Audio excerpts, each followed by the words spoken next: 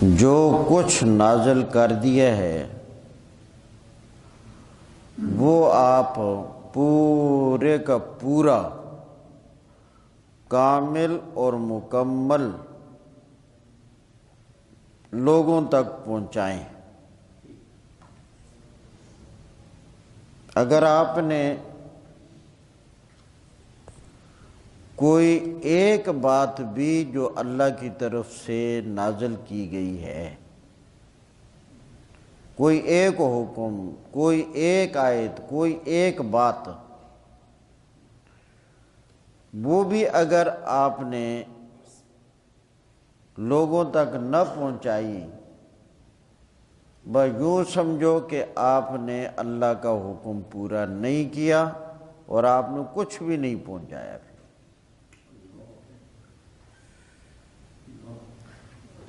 اسی لیے اللہ کے رسول اور اللہ کے نبی کا یہ مقام اور درجہ ہوتا ہے کہ جس کے بارے میں یہ تصور بھی نہیں کیا جا سکتا کہ اللہ کے نبی نے کوئی ایک بات بھی اللہ کے بھیجے ہوئے دین میں سے، وحی میں سے چھپا لی۔ تو بالکل نص قطعی فرمایا اگر آپ نے ایک پیغام بھی، ایک بات بھی نہ پہنچائی تو یوں سمجھو کہ آپ نے فریضہ رسالت اور فریضہ نبوت پورا نہیں کیا، آپ نے پھر کچھ بھی نہیں پہنچایا۔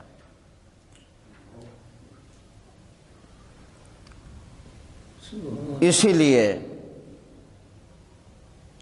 ام المومنین حضرت عائشہ صدیقہ رضی اللہ تعالی عنہ نے ایک موقع پہ ارشاد فرمایا،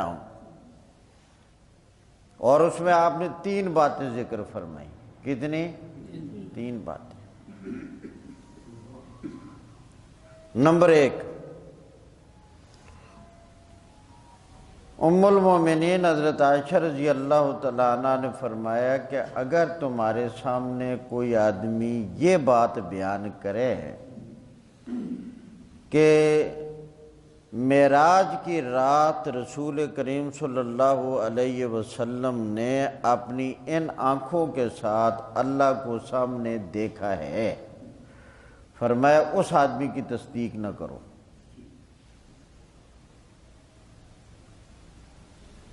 اللہ کے پاک پیغمبر ضرور معراج پر گئے ہیں، اسی جسم کے ساتھ گئے ہیں، اور اللہ سے بلا واسطہ جبرائیل کلام بھی ہوا ہے، مگر اللہ کے پاک پیغمبر نے اپنی ان آنکھوں کے ساتھ اللہ کو دیکھا نہیں ہے۔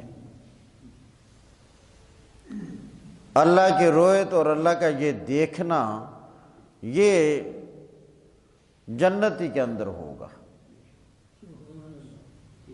تو ایک بات یہ بیان فرمائی کہ اگر تمہارے سامنے کوئی آدمی یہ بات بیان کرے کہ نبی کریم علیہ السلام نے معراج والی رات میں اپنی ان آنکھوں کے ساتھ اللہ کو بالکل سامنے دیکھا ہے، فرمایا اس کی تصدیق نہ کرو۔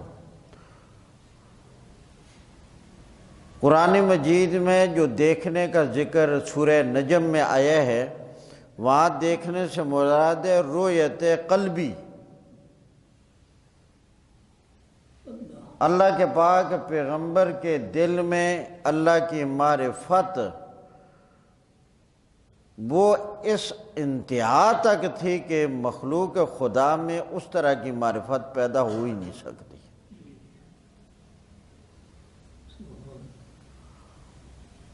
اور اسی معرفت کا درجہ بدرجہ اللہ کے پاک پیغمبر نے ارشاد فرمایا کہ تم اللہ کی عبادت کرو کأنک تراہ، اتنا اللہ کا تعارف، معرفت، حضور دل میں ہو گویا تم اللہ کو دیکھ رہے ہو۔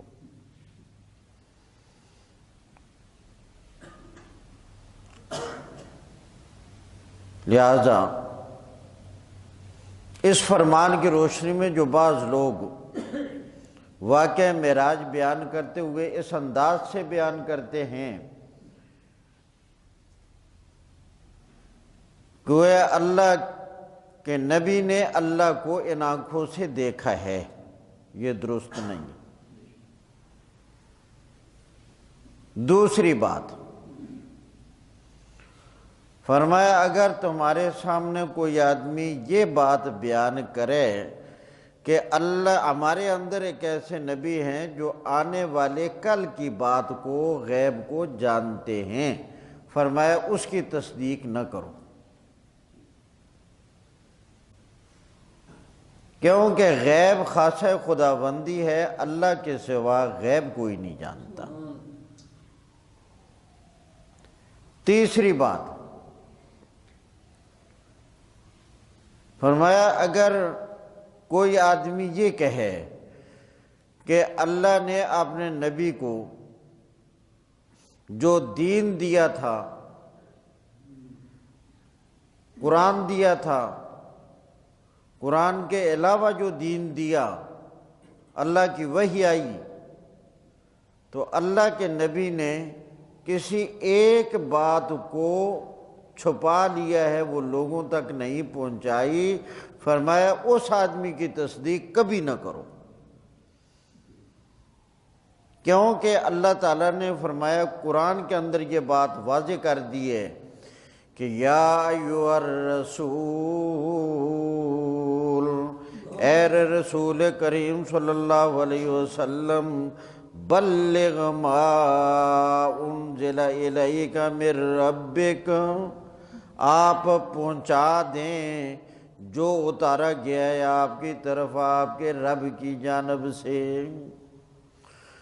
وَإِن لَّمْ تَفْعَلْ، اور اگر آپ نے ایسا نہ کیا، فَمَا بَلَّغْتَ رِسَالَتَهُ، تو آپ نے اللہ کا پیغام نہ پہنچایا۔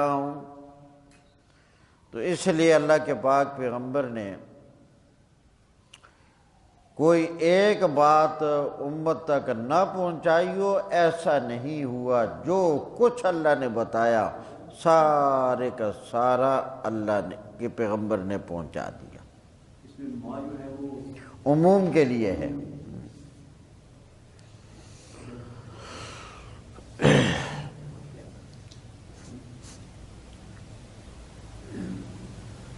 اب اسی سے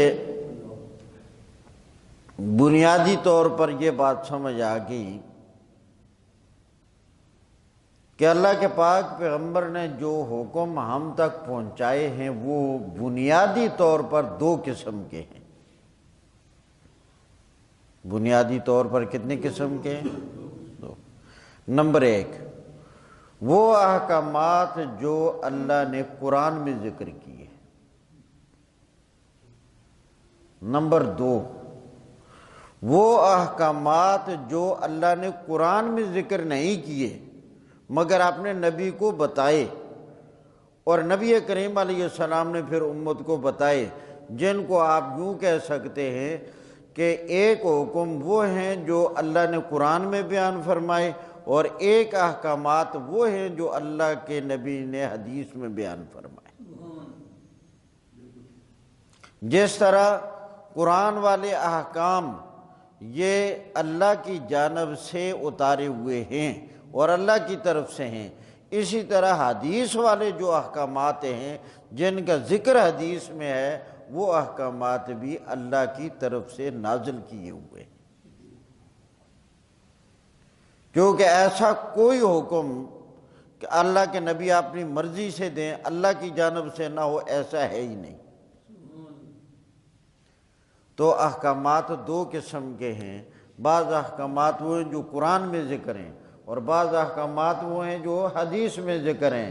جس طرح قرآن والے احکامات قطعی، یقینی اور من جانب اللہ ہیں، اسی طرح حدیث والے احکامات بھی قطعی، یقینی اور من جانب اللہ ہیں۔ حصے لطیف کے ساتھ تعلق ہے۔ جی حصے لطیف کے ساتھ تعلق ہے۔ جی اس سے لطیف کے ساتھ نہیں، وہ بھی اللہ کی وحی ہوتی ہے، صرف اتنا فرق ہے کہ وہ مطلوب نہیں ہوتی، تلاوت والی وحی نہیں ہوتی۔ اللہ تعالیٰ حضرت جبرائیل کو بھیج کر وہ حکم بتاتے ہیں، مگر وہ قرآن کا حصہ نہیں بنایا جاتا، یا وہی الہام کے ذریعے سے اللہ تعالیٰ حکم دے دیتے ہیں، اور یا خواب کے ذریعے سے اللہ تعالیٰ کا حکم آ جاتا ہے، ان میں سے کوئی بھی صورت ہو۔ تو ایک احکامات وہ ہو گئے جو قرآن میں ہیں، اور دوسرے احکامات وہ ہو گئے جو حدیث میں ہیں۔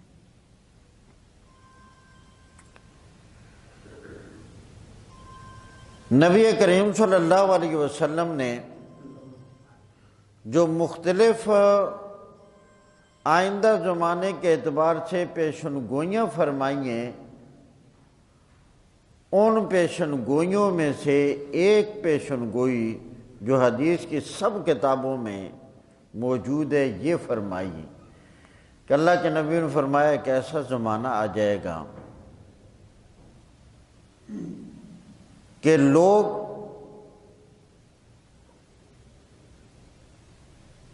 میری حدیث کا انکار کر دیں گے، اور آپ نے فرمایا وہ لوگ دنیاوی اعتبار سے کوئی غریب فقیر نہیں ہوں گے، بڑے کھاتے پیتے لوگ ہوں گے، دنیاوی اعتبار سے بڑے خوشحال قسم کے لوگ ہوں گے، اور بس عیش و عشرت کی زندگی گزار رہے ہوں گے، اور وہ لوگ اپنا نام رکھیں گے اہل قرآن۔ نام بھی بتا دیا اللہ کے نبی نے، فرمایا وہ اپنا نام رکھیں گے اہل قرآن، کہ ہم اہل قرآن ہیں، اور کوئی عالم ان کے سامنے بیان کرے گا میری حدیث والے احکامات کو، اور وہ آرام سے کہہ دیں گے بھائی عام حدیث وغیرہ کو نہیں مانتے، ہم تو قرآن کو ماننے والے لوگ ہیں، اہل قرآن ہیں، جو قرآن اللہ نے نازل کیا ہے، بس ما وجدناہ، جو قرآن مجید میں ہم نے پایا ہے، حلالا فاحلنا، ہم اسی کو حلال سمجھیں گے، اور جو قرآن میں حرام ہے بس ہم اس کو حرام سمجھیں گے، ہمارے لیے قرآن کافی ہے، باقی کسی چیز کو ہم ماننے کے لیے تیار ہو نہیں۔ اور پھر فرمایا حالانکہ بہت ساری چیزیں قرآن کے مثل جو قرآن میں نہیں ہیں، قرآن کے مثل وہ اللہ نے مجھے بتائی ہیں، اور میں نے لوگوں تم تک پہنچا دی ہیں، اللہ نے مجھ تک پہنچائی، میں نے تم تک پہنچا دی ہیں بہت ساری چیزیں۔ یہ جو فرمایا کہ مثل قرآن ہونے کا مطلب یہ ہے کہ جس طرح قرآن والا حکم اللہ کی طرف سے ہے اور وحی ہے اور یقینی ہے، اور جو حکم قرآن میں نہیں میں تمہیں دے رہا ہوں وہ بھی اللہ کی جانب سے اسی طرح یقینی ہے اور اللہ کی جانب سے ہے کہ جو میں تمہیں بتا رہا ہوں۔ اور دوسرا اس کا مطلب یہ بھی ہے کہ جس تعداد میں قرآن مجید کے اندر احکامات بتائے گئے ہیں، اسی تعداد کے قدر بقدر اتنی تعداد میں وہ احکامات جو قرآن میں نہیں ہیں اور میں نے تمہیں بتائے ہیں۔ لہذا جس چیز کو میں حلال بتاؤں وہ قرآن میں نہ ہو اس کو حلال سمجھو، کیونکہ میں نے اللہ کے حکم سے اس کے حلال ہونے کا اعلان کیا ہے، اور جس چیز کو میں حرام بتاؤں اور اللہ کی کتاب میں اس کا ذکر نہ ہو تم اسے حرام سمجھو، کیونکہ میں اللہ کے بتانے سے اس کو حرام بتا رہا ہوں۔ اس لیے بلغ ما انزل، یہ ما انزل میں جو ما ہے عموم پر دلالت کرتا ہے، جو کچھ اللہ نے نازل کیا چاہے وہ وہی مطلوب قرآن کی شکل میں ہو یا وہی غیر مطلوب حدیث کی شکل میں ہو، فرمایا میں نے سب کا سب تم تک پہنچا دیا۔ اب ایک نہیں بے شمار ایسی چیزیں موجود ہیں جن کا حکم قرآن مجید میں اس طرح بیان نہیں ہوا جس طریقے سے اللہ کریم نے حکم دیا اور اللہ کے پاک پیغمبر نے اپنی احادیث میں بیان فرما دیا۔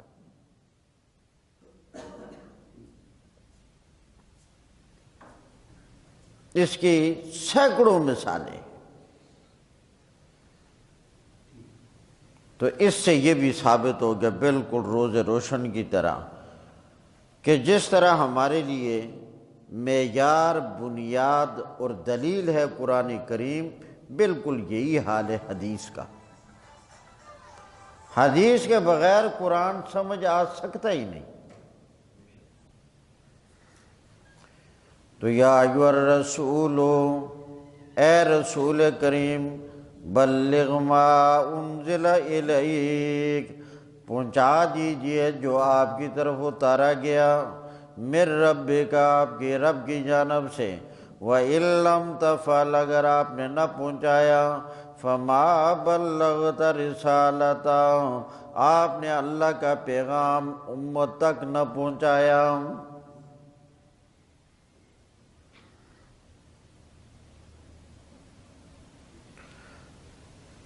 انڈا حلال ہے؟ ہاں کھاتے ہو؟ اب قرآن میں تو اس کا ذکر کہیں بھی نہیں ہے۔ حلال بڑے مزے سے کھاتے، جو جانور حلال ہیں ان کا انڈا بھی حلال ہے، چڑیا حلال ہے اس کا انڈا بھی حلال ہے، کبوتر حلال ہے اس کا انڈا بھی حلال ہے، گھوگی حلال ہے، انڈا بھی حلال ہے۔ اب انڈا حلال ہے اور قرآن میں اس کا ذکر نہیں،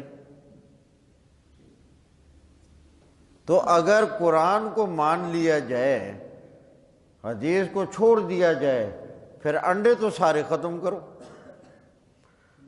حالانکہ وہی لوگ جو منکرین حدیث ہیں، فتنے والے ہیں، بڑے مزے سے انڈے کھاتے ہیں۔ بھئی بتاؤ قرآن میں کہاں ہے؟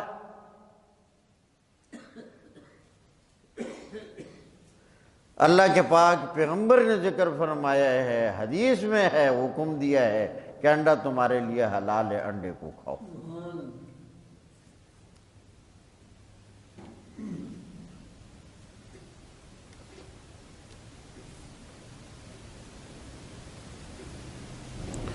اور بہت سارے جانور جن کو ہم حلال سمجھتے ہیں، کھاتے ہیں، قرآن میں ان کا کوئی ذکر نہیں۔ ان کو اللہ کے پاک پیغمبر نے حلال بتایا ہے۔ مرغی حلال ہے کہ نہیں؟ مرغی کھاتے ہو نا؟ قرآن میں کہیں بھی مرغی کا ذکر نہیں۔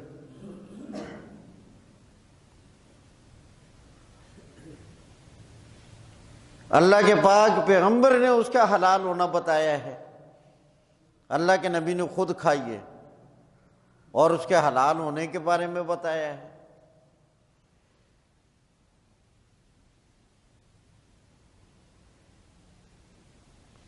تو خیر بے شمار مثالیں ہیں۔ تو جس طرح قرآن کریم والے احکامات قطعی اور یقینی ہیں حلال و حرام ہونے کے اعتبار سے، بالکل یہی حال ہے حدیث والے احکامات کا بھی۔ حدیث میں جن چیزوں کو حلال بتا دیا گیا ہے وہ حلال ہیں، جن کو حرام بتا دیا گیا حرام ہے، تو جس طرح قرآن والا حلال ہے اور حرام ہے، بالکل اسی طرح کا درجہ ہے حدیث والے حلال و حرام کا بھی۔ تو اللہ کے پاک پیغمبر نے ہر چیز بتا دی۔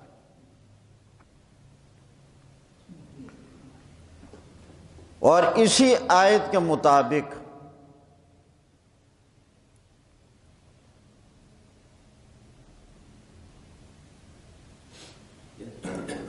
نبی کریم صلی اللہ علیہ وسلم نے حجۃ الوداع کے موقع پر اعلان کیا، لوگوں سے پوچھا سوالیہ انداز میں، قال هل بلغت وادیت ونصحت، اے لوگو بتاؤ کیا میں نے اللہ کا پیغام، اللہ کا دین تم تک پہنچا دیا یا نہیں؟ قال هل بلغت، کیا میں نے تم تک اللہ کا پیغام پہنچا دیا یا نہیں؟ وَأَدَّيْتُ، اور میں نے اللہ کے احکامات ادا کر دیے یا نہیں؟ وَنَصَحْتُ، اور میں نے تمہاری خیر خواہی کر دی ہے یا نہیں؟ قالوا، سب لوگوں نے بیک زبان ہو کر فرمایا، اے اللہ کے پاک پیغمبر، آپ نے پہنچا ہی نہیں دیا، پہنچانے کا حق ادا کر دیا، آپ نے ادا ہی نہیں کر دیا، ادا کرنے کا حق ادا کر دیا، آپ نے خیر خواہی نہیں کی بلکہ خیر خواہی کرنے کا حق ادا کر دیا۔ پھر اللہ کے پاک پیغمبر نے فرمایا کہ جب یہ بات ہے، اب یہ فریضہ میں تمہارے حوالے کر رہا ہوں،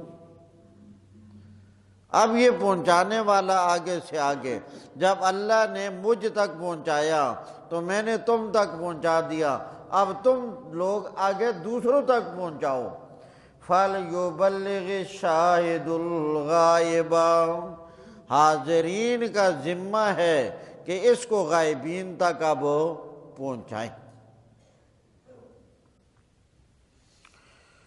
تو یا ایھا الرسول بلغ ما انزل الیک من ربک وَإِن لَّمْ تَفْعَلْ، اگر آپ نے ایسا نہ کیا فَمَا بَلَّغْتَ رِسَالَتَهُ، آپ نے اللہ کا پیغام نہ پہنچایا۔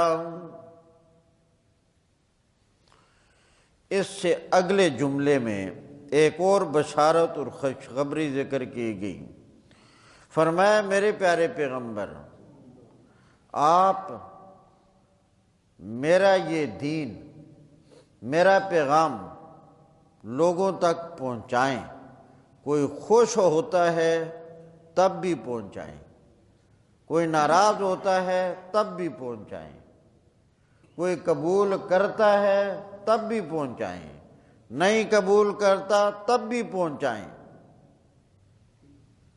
آپ پہنچائیں۔ اور یہ لوگ آپ کے مخالف بھی بنیں گے، یہ لوگ آپ کے دشمن بھی بنیں گے، یہ لوگ آپ کے خلاف طرح طرح کی تدابیر بھی کریں گے، اور یہ لوگ طرح طرح کے ہیلے بھی کریں گے، مگر میرے پیارے پیغمبر آج کے دن یہ خوشخبری سن لیں، میں اللہ آپ کی حفاظت کروں گا۔ کوئی آدمی اپنی تدبیر میں کامیاب نہیں ہو سکے گا، میں اللہ آپ کی حفاظت کروں گا۔ ایک حدیث سے ثابت ہوتا ہے کہ یہ حکم اللہ کا جب نازل ہوا تھا تو رات کا وقت تھا، یا ایھا الرسول بلغ ما انزل الیک، یہ حکم جب آیا تھا تو رات کا وقت تھا، اور نبی کریم صلی اللہ علیہ وسلم کا پہرا دیا جاتا تھا اس آیت کے نازل ہونے سے پہلے۔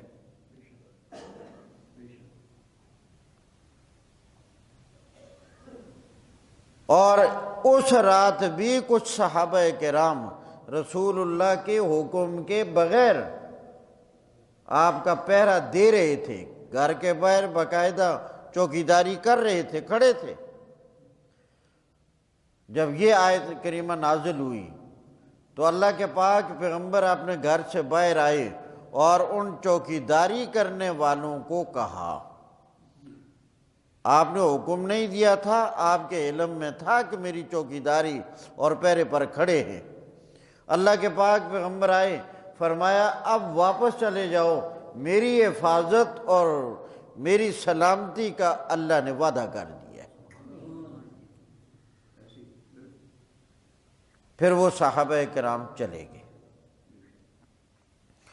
واللہ یعصمک، اور اللہ آپ کو بچائے گا، آپ کی حفاظت کرے گا، من الناس، لوگوں سے، کسی کی تدبیر، کسی کا کوئی مکر نہیں چل سکے گا۔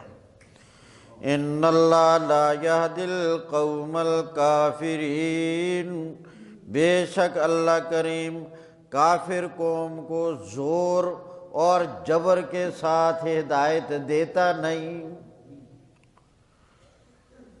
اللہ تعالیٰ دنیا اسے بھی دے دیتا ہے جو مانگے، اسے بھی دے دیتا ہے جو نہ مانگے، اسے بھی دے دیتا ہے جس سے راضی ہو، اسے بھی دے دیتا ہے جس سے ناراض ہو، مگر جس کو کہتے ہیں ہدایت، یہ اللہ اسے ہی دیتا ہے جس پر اللہ راضی ہو اور جو اللہ سے ہدایت کا طالب ہو اور اللہ سے ہدایت مانگے۔ یہی مطلب ہے، اللہ تعالیٰ بغیر مانگے، بغیر طلب کے کافروں کو ہدایت نہیں دیتا۔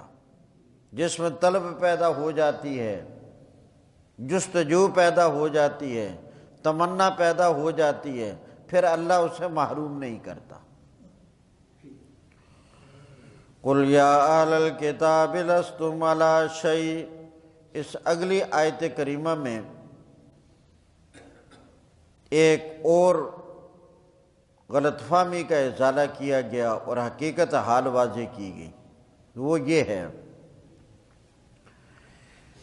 کہ یہودیوں میں اور عیسائیوں میں جو لوگ دین کے ساتھ متعلق تھے وہ بڑے بڑے دعوے کرتے تھے،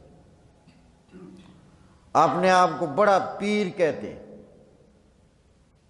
ہم بڑے پیر ہیں، ہم راہب ہیں، ہم درویش ہیں، ہم لوگوں کے دینی رہنما ہیں، ہم اللہ کے محبوب ہیں۔ اور جو علماء ہوتے وہ بڑے دعوے کرتے کہ ہم بڑے خاص اللہ کے لوگ ہیں، اللہ نے ہمیں علم دیا ہے۔ تو دینی حوالے سے کچھ لوگ بڑے بڑے دعوے کرتے تھے۔ اللہ کریم نے فرمایا کسی کا دعویٰ معتبر نہیں ہے جب تک وہ اللہ کی نازل کی ہوئی وحی کے تابع نہ ہو۔ کسی کا دعویٰ قابل اعتبار ہو نہیں جب تک وہ اللہ کی نازل کی ہوئی وحی کے تابع نہ ہو، اگرچہ اس کے 12 سینگ کیوں نہ نظر آئیں، اگر وحی کے تابع نہیں ہے تو وہ نہ وہ پیر ہے اور نہ وہ مولوی ہے۔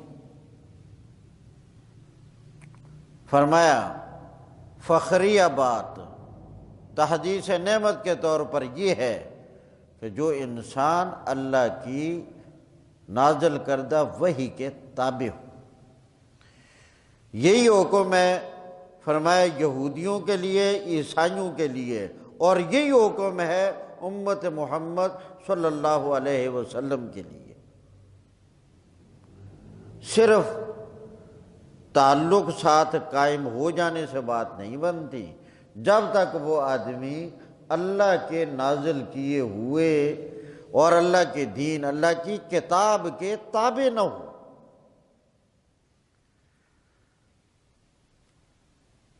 اب رسول کریم صلی اللہ علیہ وسلم کے زمانے میں یہودی جو اپنے آپ کو عالم کہلاتے تھے، پیر قسم کے کہلاتے تھے، دینی رہنما کہلاتے تھے، یا انجیل والے، اللہ کریم نے فرمایا ان کے دعوے بھی معتبر نہیں، یہ کم از کم اپنی کتاب کے تابع تو ہوں، اور ان کی کتاب میں یہ بات لکھی ہوئی ہے کہ جب رسول کریم علیہ السلام تشریف لے آئیں گے، نبی آخر الزمان جب تشریف لے آئیں گے تو پھر سب چھوڑ چھوڑا کر نبی آخر الزمان پر ایمان لانا ہے۔ یہ اپنی اس کتاب کے حکم کے تابع ہونا، لہذا آپ کے آنے کے بعد اب یہودی ہو عیسائی ہو یا آپ کی امت کا مدعی اور کہلانے والا ہو، تو اس وقت ان کے دینی دعوے قابل اعتبار ہوں گے، اس پیر کا دعویٰ قابل اعتبار ہوگا، اس عالم کا دعویٰ قابل اعتبار ہوگا جو خود اپنے عملی طور پر اللہ کی کتاب کا تابع ہوگا۔ اگر اللہ کی کتاب کا تابع نہ ہو،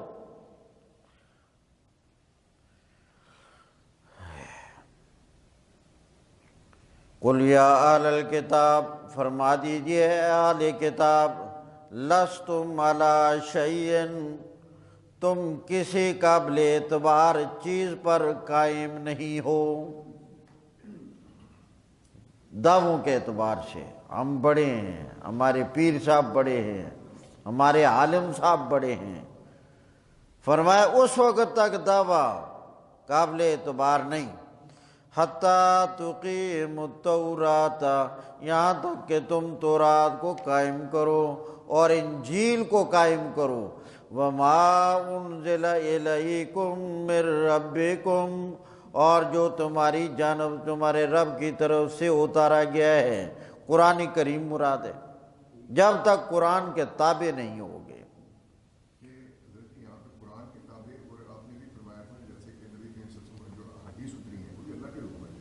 یہ ضروری ہے نا،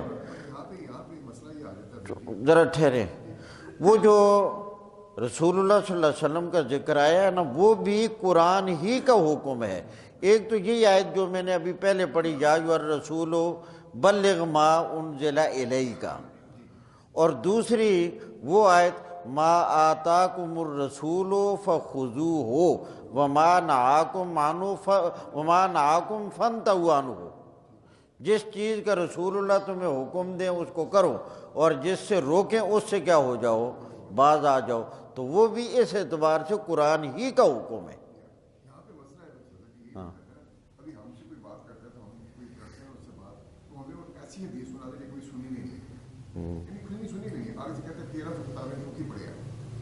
اب وہ کرتا تو ہمیں نبی کریم صلی اللہ علیہ وسلم کے اسی کے حکم کی بات ہے جو اللہ کے حکم میں نازل ہوا ہے، اب بات اسی کر رہا ہے، مجھے نہیں پتا کہ یہ بات صحیح کہہ رہے ہیں یا نہیں کہہ رہے ہیں، لیکن اس سے شرک ظاہر ہو رہا ہے یا بدعت اس سے نکل رہی ہے، مجھے لگ رہی ہے، تو اب اس کا یعنی کیسے بھی کہہ رہے ہیں نا، اس کا بالکل ظاہر ہے نا، اللہ تعالیٰ نے مومن کے اندر جو ایمان والا نور رکھا ہے، اس میں ایک ایسی حص ہے جس طرح بندے کے اندر خوشبو اور بدبو کو سونگھنے کی حص رکھی ہے، آلہ اندر ایک ہی ہے، وہ محسوس کرنے والا آلہ ایک ہی ہے، مگر خوشبو ہوئی تو اس کو خوشبو کا احساس ہو جائے گا، بدبو ہوئی تو اس کو بدبو کا احساس ہو جائے گا۔ اسی طرح رب کائنات نے انسان مومن کے اندر ایمان کا ایک نور رکھا ہے، اور اس نور کا ایک احساس ہے جس کی وجہ سے غلط بات اگرچہ اس کے علم میں نہیں کیا بات ہے کیا سند ہے، مگر فوراً اس کو احساس ہو جاتا ہے کہ بھائی میرے پاس جواب تو کوئی نہیں مگر بات مجھے ٹھیک نہیں لگ رہی، عقل سلیم کی وجہ سے، عقل سلیم کہہ لیں، قلب سلیم کہہ لیں، بالکل اس کی وجہ سے یہ اللہ تعالیٰ نے مومن کے اندر بات رکھی ہے۔ تو جو بات قرآن مجید اور احادیث متواترہ کے اصول کے خلاف ہو، وہ بالکل درست نہیں ہوتی۔ سلیم نہ مانے، قلب سلیم نہ مانے تو ماننے کی ضرورت نہیں ہے جی اگر عقل سلیم قلب سلیم نہ مانے، ہاں، دل نہ مانے تو اس کو پھر ماننے کی ضرورت نہیں۔ بالکل نہیں ہے، بالکل نہیں ہے۔ صدر کسوٹی میں بھی تو لگا ہے، آپ نے خالی دل پہ اتنی توجہ نہیں، میرا دل نہیں مانتا، جو قرآن کے خلاف ہوگی اور نبی پاک کی سنت کے خلاف ہوگی اسی کے اوپر آپ یہ اس وقت کی بات ہے جس وقت تک آدمی کو اپنی تشفی حاصل کرنے کا ذریعہ موجود نہ ہو۔ جب ذریعہ موجود ہو تو فَاسْأَلُوا أَهْلَ الذِّكْرِ إِن كُنتُمْ لَا تَعْلَمُونَ، پھر تحقیق اور بات واضح ہو جائے گی۔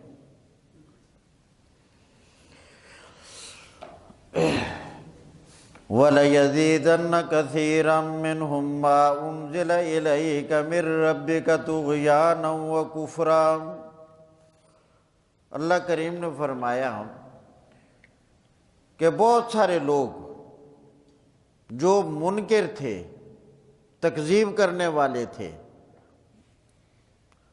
قرآن مجید جتنا آتا گیا ان لوگوں کا کفر، ان کی سرکشی اور بڑھتی گئی۔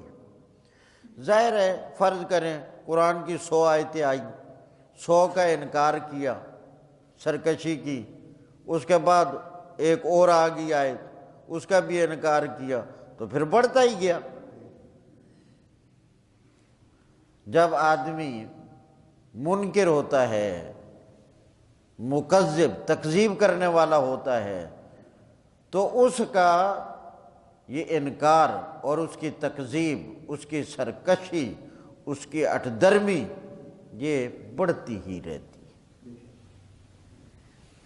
وَلَيَزِيدَنَّ كَثِيرًا مِّنْهُمْ، اور البتہ بڑھا دے گی بہت سے لوگوں کو ان میں سے، مَا أُنزِلَ إِلَيْكَ مِن رَّبِّكَ، جو چیز اتاری گئی ہے آپ کی جانب آپ کے رب کی طرف سے، طغیاناً، وہ بڑھا دے گی سرکشی کو، وکفراً، اور بڑھا دے گی کفر کو۔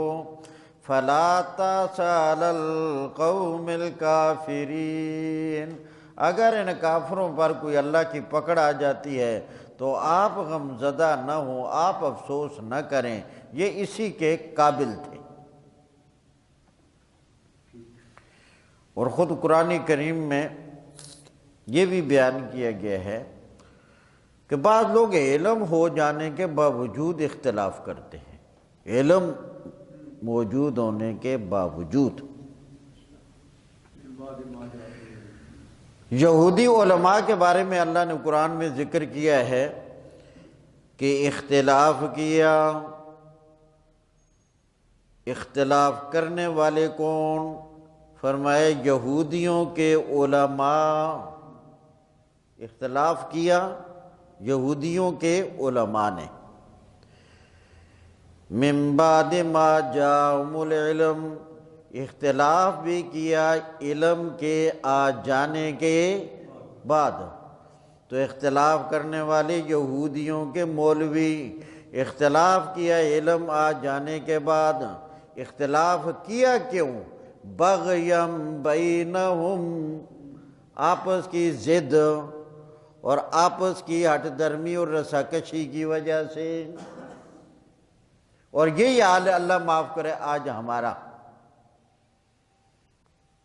کہ قرآن کریم اور اللہ کے پاک پیغمبر کے احادیث کا ٹھوس اور قطعی علم موجود ہونے کے باوجود اختلاف کر رکھا ہے۔ اب اس اختلاف میں گو بعد میں لوگ ساتھ مل جاتے ہیں، مگر بنیادی اختلاف کرنے والے مولوی، اور اختلاف کیا کب؟ علم آ جانے کے بعد۔ کیا کیوں؟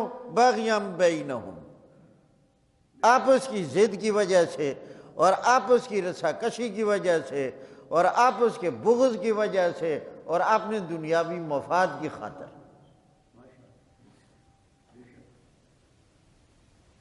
اس کے بعد اگلی آیت کریمہ میں اللہ کریم نے بیان فرمایا کہ رسول کریم علیہ السلام کے آ جانے کے بعد اب وہی آدمی کامیاب ہوگا جو آپ پر ایمان لائے گا، قرآن پر ایمان لائے گا، اب وہی آدمی کامیاب ہے۔ اس آیت کریمہ میں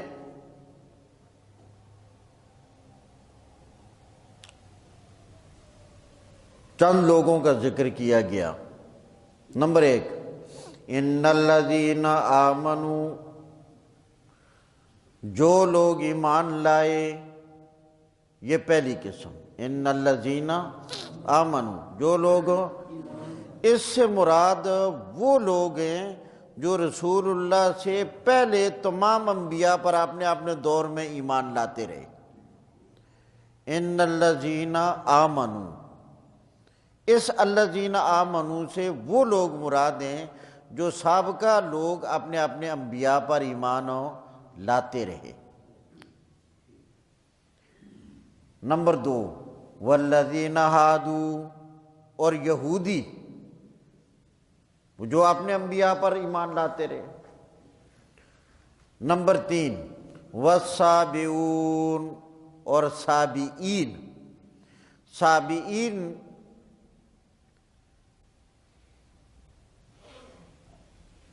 یہ حضرت داؤد علیہ السلام پر جو کتاب نازل کی گئی تھی، بظاہر پڑھتے اس کتاب کو تھے، زبور، اور یہ شرک کے اندر مبتلا تھے، اور یہ شرک جو کرتے تھے وہ یہ تھا کہ یہ ملائکہ کی عبادت کرتے تھے، پوجا ملائکہ کی، فرشتوں کی، ان کی پوجا کرتے تھے۔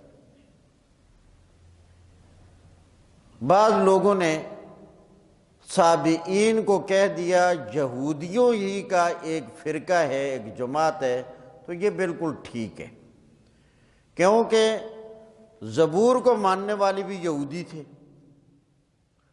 تو یہ تلاوت کرتے تھے زبور کی، کام اپنی مرضی کا کرتے تھے، فرشتوں کی عبادت کرتے تھے۔ نمبر 4، والنصارى، اور نصارہ جو حضرت عیسیٰ علیہ السلام پر ایمان لاتے تھے۔ اللہ کریم نے فرمایا سابقہ انبیاء پر ایمان لانے والے ہوں، چاہے وہ یہودی ہوں، چاہے وہ سابی ہوں، چاہے وہ نصارہ ہوں، جب تک رسول اللہ پر، قرآن پر اور قیامت کے دن پر، اب قرآن مجید اللہ کے پاک پیغمبر نے جیسے کہا ہے، ایمان نہیں لائیں گے، ان میں سے کوئی بھی کامیاب نہیں ہوگا۔ اب ترجمے پر غور، ان الذین آمنوا، جو لوگ ایمان لائے، یعنی سابقہ نبیوں پر ایمان لائے، والذین ہادوا، اور یہودی، والصابئون، اور سابی لوگ، فرشتوں کی پوجا کرنے والے، والنصارى، اور نصارہ، من آمن باللہ، یہاں سے رسول اللہ پر ایمان لائے، ان میں سے جو بھی، من آمن باللہ، جو بھی ایمان لائے گا اللہ پر، والیوم الآخر، اور جو بھی ایمان لائے گا قیامت کے دن پر، وعمل صالحا، اور عمل کرے گا نیکی کا، فلا خوف علیہم، مرنے کے بعد ان لوگوں پر کوئی ڈر بھی نہیں ہوگا، ولا هم یحزنون، اور نہ یہ لوگ غم زدہ ہوں گے مرنے کے بعد۔ اب جو ایمان لائے گا، دنیا میں آزمائشیں یہ آتی رہتی ہیں، اور جس قدر ایمان ہوگا اسی قدر آزمائشیں بھی آتی ہیں، اللہ اپنی آزمائشوں سے بچائے، مگر مرنے کے بعد پھر اللہ نے یہ بشارت دی ہے، فلا خوف علیہم ولا هم یحزنون، ان پر کوئی ڈر نہیں ہوگا اور نہ ہی یہ غمزدہ ہوں گے۔ یہاں دو لفظ ذکر کیے گئے ہیں، ایک ہے خوف اور دوسرا ہے حزن، خوف اور حزن، دو لفظ۔ ان کے درمیان کئی طریقوں سے فرق ہے، ان میں سے ایک یہ، ایک سمجھیں، خوف وہ ہے کہ کسی کو اپنی ذات کے متعلق ڈر ہو، مجھے کوئی تکلیف آ جائے گی۔ اپنی ذات کے بارے میں جو ڈر ہو اسے کیا کہا جاتا ہے؟ خوف۔ اور حزن اس غم کو کہتے ہیں، اس پریشانی کو کہتے ہیں جو آدمی پر کسی دوسرے کی وجہ سے آ جائے، یعنی اصل میں مصیبت مشکل کسی اور پر آئے، اس کا اس کے ساتھ تعلق ہو، اس تعلق کی وجہ سے یہ بھی اس پریشانی کی وجہ سے کیا ہو جائے؟ پریشان۔ جیسے انسان اپنی اولاد ہے، اولاد پر کوئی دکھ آ گیا، کوئی مصیبت آ گئی تو ماں باپ بھی پریشان، حالانکہ وہ دکھ ان پر تو نہیں آیا، اللہ ازل کیا۔ تو خوف وہ ہوتا ہے جو اپنی ذات سے متعلق ہو، اور حزن وہ ہوتا ہے جو غیر کی وجہ سے غم آئے۔ اس کی مثال سمجھو قرآن کریم میں حضرت موسیٰ علیہ السلام کی والدہ کو اللہ نے جب خطاب کیا، لا تخافی ولا تحزنی، اے موسیٰ کی اماں، موسیٰ کو صندوق میں بند کر اور دریا کے حوالے کر دے، صندوق میں بند کر کے دریا کے حوالے کر کے، لا تخافی ولا تحزنی، نہ خوف کر اور نہ حزن کر۔ وہاں اس لیے فرمایا کہ موسیٰ علیہ السلام کی اماں نے جب صندوق میں بند کر کے ڈال کر دریا کے حوالے کر دیا، دل میں خیال آیا اگر صندوق پکڑا گیا اور بچہ نکال لیا گیا اور راز ظاہر ہو جائے کہ یہ میرا بچہ ہے، تو ظاہر ہو جائے گا کہ اس نے آج تک چھپائی رکھا تو مجھے تکلیف دیں گے، مجھے مار پٹائی ہوگی، مجھے جسمانی اذیت دی جائے گی۔ اللہ کریم نے اس کا ازالہ کرتے ہوئے فرمایا لا تخافی، اپنے بارے میں یہ خوف نہ رکھنا۔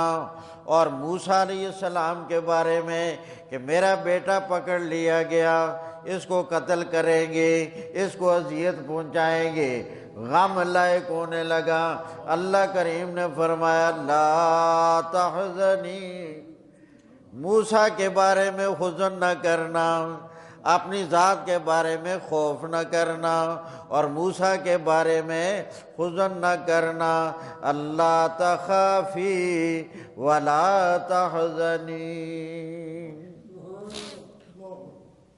بالکل اسی طرح غار ثور میں جب نبی کریم علیہ السلام تھے، کافر سامنے آگے غار کے اوپر کھڑے ہیں، غار کے باہر کھڑے ہیں اور اندر سے پاؤں نظر آ رہے ہیں۔ حضرت ابو بکر صدیق رضی اللہ تعالیٰ عنہ پریشان حال ہوئے، فرمایا ابو بکر پریشان نظر آ رہے ہو؟ فرمایا کہ وہ دیکھو سامنے پاؤں نظر آ رہے ہیں، اگر کوئی اپنے پاؤں پر خارج کرنے کے لیے اور کھجلی کرنے کے لیے نیچے جھکا تو ہمارے اوپر نظر پڑ جائے گی، اے اللہ کے پاک پیغمبر پھر آپ کو یہ تکلیف پہنچائیں گے تو میں کیسے برداشت کروں گا؟ آپ کو غم پہنچائیں گے، میں کیسے برداشت کروں گا؟ اللہ کریم نے آسمان سے تسلی بنا کر قرآن نازل فرمایا، ثانی اثنین اذ ہما فی الغار، ان دو کا حال بھی یاد رکھو جب وہ دونوں غار ثور میں تھے، جب ابو بکر صدیق اپنے پاک پیغمبر کی وجہ سے پریشان ہو رہے تھے، اللہ کریم نے فرمایا اذ یقول لصاحبہ لا تحزن ان اللہ معنا، آپ نہ غم کریں میرے بارے میں، اللہ ہمارے ساتھ ہے۔ اور یہاں اللہ کے پاک پیغمبر نے یہ بھی نہیں فرمایا میرا اللہ میرے ساتھ ہے، فرمایا لا تحزن ان اللہ معنا، میرے اور تیرے ساتھ ہے، ہم دونوں کے ساتھ ہے اللہ۔ جب موسیٰ علیہ السلام کے قوم کے لوگ پریشان حال ہوئے، موسیٰ علیہ السلام جب انہوں نے کہا وہ پیچھے فرعون کی لشکر آ رہے، آگے سمندر کی موجیں ہیں، پیچھے فرعون کی فوجیں ہیں، انا لمدرکون، ہائے ہم پکڑے گئے۔ تو وہاں موسیٰ علیہ السلام نے فرمایا نہ فکر کرو، انا ربی معیا، میرا رب میرے ساتھ ہے۔ اس لیے کہ یہاں ایمان کی وہ کیفیت نہ تھی کہ یوں کہا جا سکتا کہ ہمارا رب ہمارے ساتھ ہے، بخلاف یہاں کہ ابو بکر صدیق کا ایمان اہل سنت والجماعت کا یہ متفق علیہ عقیدہ ہے کہ افضل البشر بعد الانبیاء سیدنا ابو بکر رضی اللہ تعالیٰ۔ تو وہاں حزن کا لفظ ذکر فرمایا کیونکہ آپ کو بھی رسول اللہ کے بارے میں غم ہوا تھا۔ تو اللہ کریم نے فرمایا تمہیں کوئی غم نہیں ہوگا اور کوئی خوف نہیں ہوگا مرنے کے بعد، فلا خوف علیہم ولا هم يحزنون، کوئی خوف و حزن نہیں ہوگا۔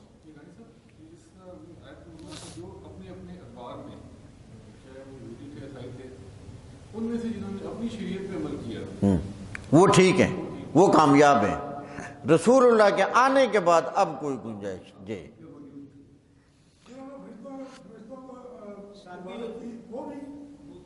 نہ، وہ تو مشرک ہے، وہ تو اپنے دور میں بھی کامیاب نہیں ہے، شرک کے کسی دور میں نہیں۔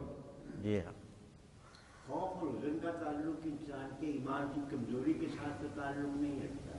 نہ کمزوری سے نہیں، یہ تو انسان کی بشری اور طبعی تقاضا ہے، یہ تو انسان کی طبیعت میں شامل ہے، تو یہ کمزوری کی علامت نہیں۔ صرف اتنی فرق ہے کہ خوف جو ہے وہ مذموم بھی ہو سکتا ہے اور ممدوح بھی ہو سکتا ہے۔ مذموم برا بھی ہو سکتا ہے، اچھا بھی ہو سکتا ہے۔ بعض مواقع میں خوف جو ہے وہ مذموم ہوتا ہے۔ مثلا سمجھانے کے لیے مثال عرض کرتا ہوں، چلو اپنی مثال دے دیتا ہوں، آپ کو کیا تکلیف دینی ہے۔ اگر مجھے ایک بات بیان کرنے کی ضرورت آ گئی کہ بھئی وقت کا تقاضا یہ ہے کہ یہ بات بیان کر دیجئے، لیکن ساتھ ہی ڈر لاحق ہو گیا، خوف آ گیا کہ اگر یہ بات بیان کی تو لوگ مجھے تو نکال دیں گے، لہذا ایسا کرو پھر رہنے دو، اس بات کو رہنے دو تاکہ امامت بچی رہے، میں یہاں ہی رہوں، اس ڈر سے کہ لوگ نکال دیں گے۔ پھر واقعی بعد لوگ بھی پاچڑ ہوتے ہیں، تو انسان بات کو دبا لے، یہ خوف آیا، خوف کی وجہ سے چھپائی، یہ برا خوف ہے، اس خوف سے چھپائی۔ ایک آدمی راستے میں جا رہا ہے، پتہ چلا آگے راستہ خطرناک ہے، وہ ڈر کر وہ راستہ چھوڑ کر دوسرا اختیار کر لیتا ہے، یہ ممدوح ہے، تبھی تقاضا ہے، یہ تو کوئی بات نہیں۔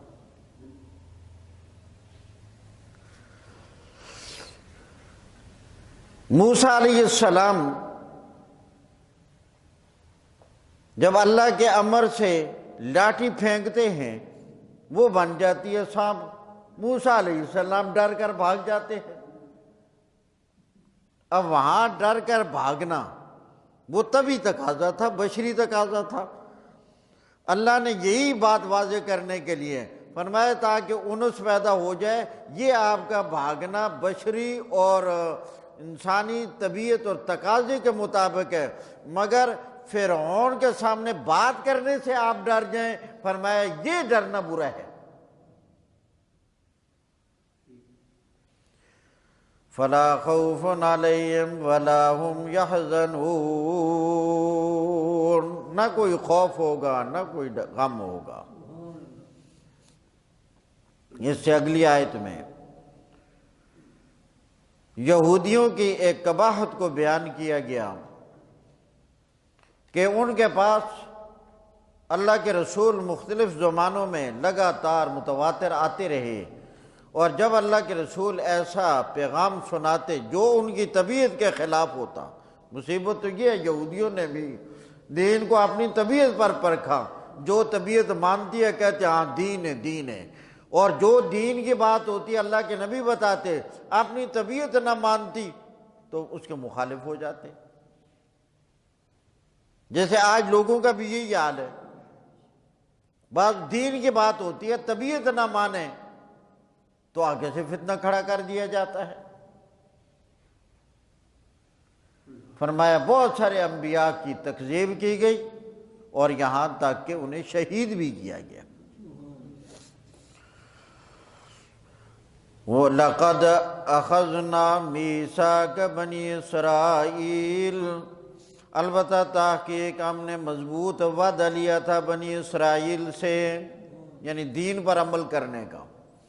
وَأَرْسَلْنَا إِلَيْهِمْ رُسُلًا، اور ہم نے ان کی طرف کئی رسول بھیجے۔